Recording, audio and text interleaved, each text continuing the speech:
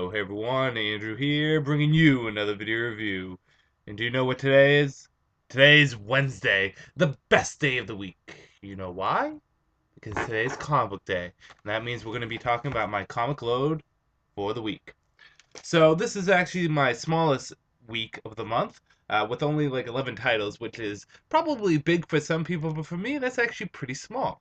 So let's just jump right into it and let's go where we always start off, and that would be with Batman.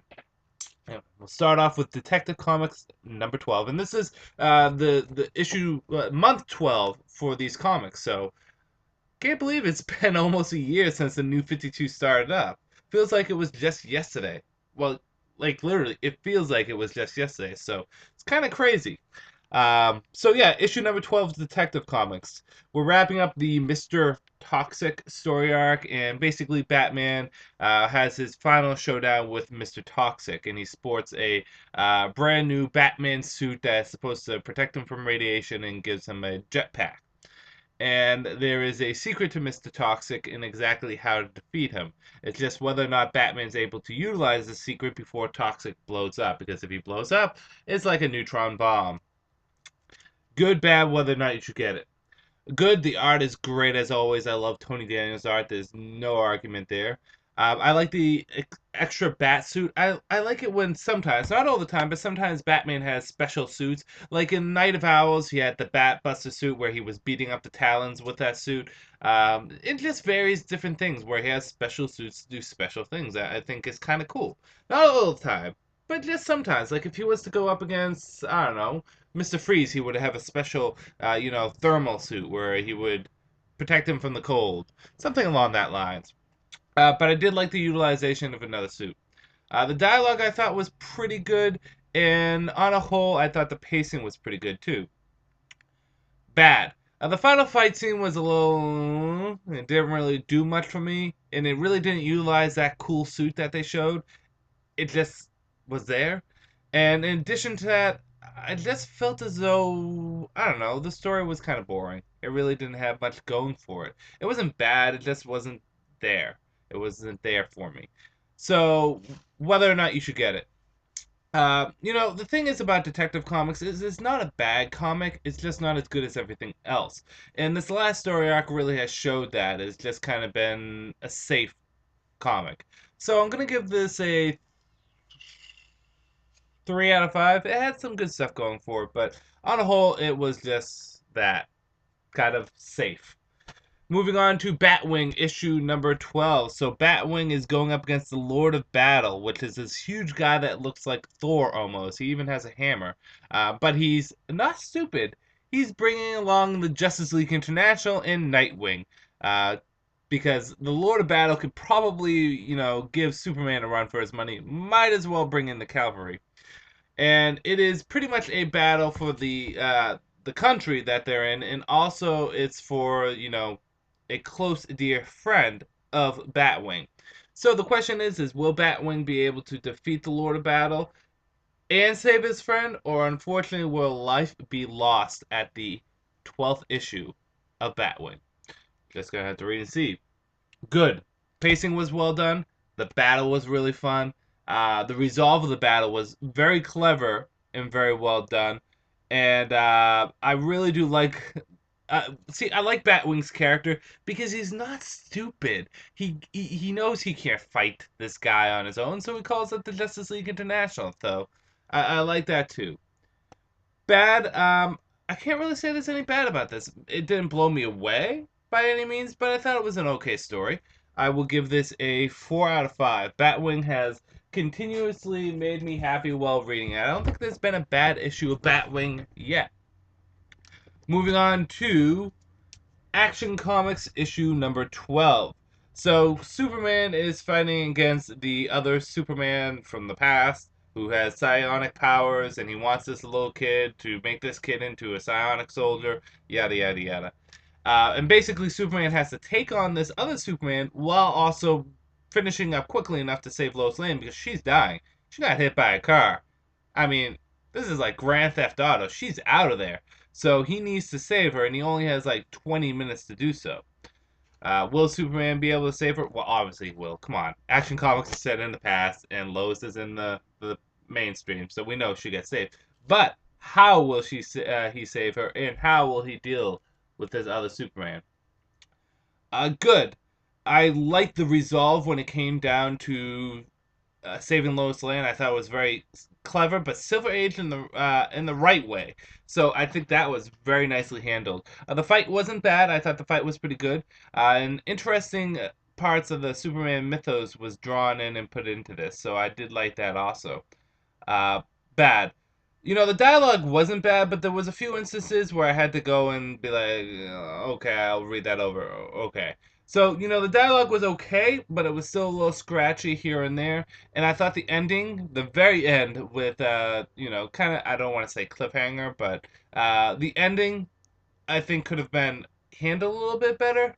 Besides that, I said this before. Grant Morrison, when he's good, boy is he good. When he's bad, boy is he bad. And this is a good example of when he's good. I like Grant Morrison. I'm very tough on Grant Morrison, but I really do like him, and I enjoyed this issue of Action Comics. 4.5 out of 5. It was really fun. Moving on to Green Arrow issue number 12. So I'm dropping Green Arrow after issue 0. So issue 0 will be my last one. I figure issue 0 is a good place to jump off of titles. And basically, he's in China fighting against I forget his name, some Chinese warlord, crime lord dude. And basically needs to stop this guy and keep him from stealing his technology. And that's about all that I can really say about this. I don't want to go too much into it or reveal too much, but that's the basic plot.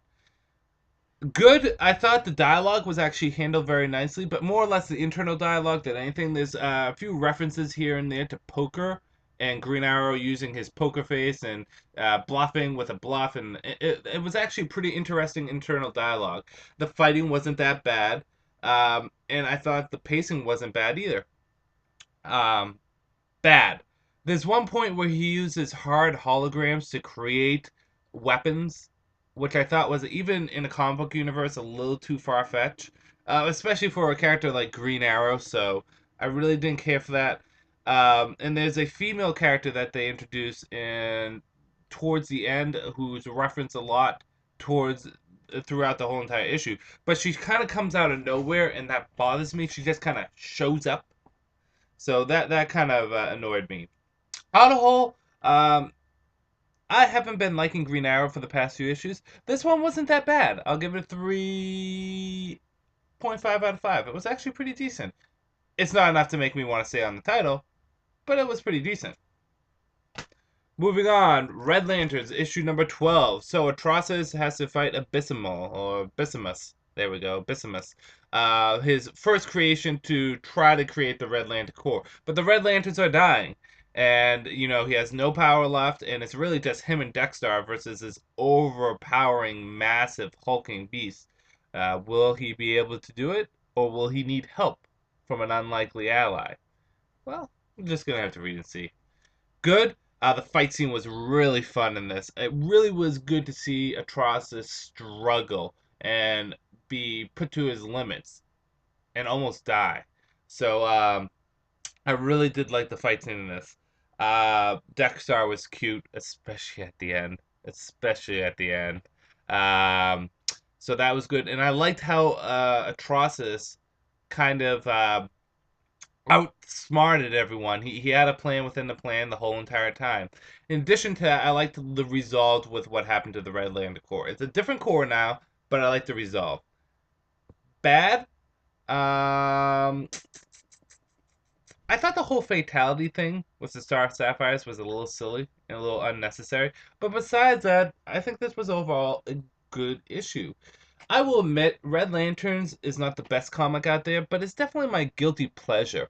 I really do enjoy this because it's so different, and it goes to the beat of its own drum, and it doesn't try to be like everything else. And it has a fun time doing it. So I'll give this a 4.5 out of 5. I like Red Lanterns. Is it perfect? No. There's some issues that are definitely. But this was a fun issue and a good wrap up to the first year of Red Lanterns. It was a slow start, but I think Red Lanterns are finally figuring out where it wants to go and what it wants to do. So I'm glad I picked it up. Next, we're doing Animal Man and Swamp Thing issue number 12. We're going to be doing them together, and you can actually combine the covers like so to make one cover, which is pretty cool. The reason why I'm doing these together, and I'm probably going to be reviewing them as one for the next few weeks, is because we're entering Rot World. These are the preludes to prologue, or yeah, prologue to Rot World. Animal Man is part one, Swamp Thing is part two. But basically, it is as you think. Um, Animal Man and Swamp Thing meet up, they talk to each other, they get to know each other, and they decide to go into the Rot. And while in the Rot, they face against the champion of the Rot. So it gets pretty hardcore. And while they're in the Rot comes out and starts attacking their loved ones. So that's all I'm going to reveal that because this is so epic that I don't want to reveal too much more. Good.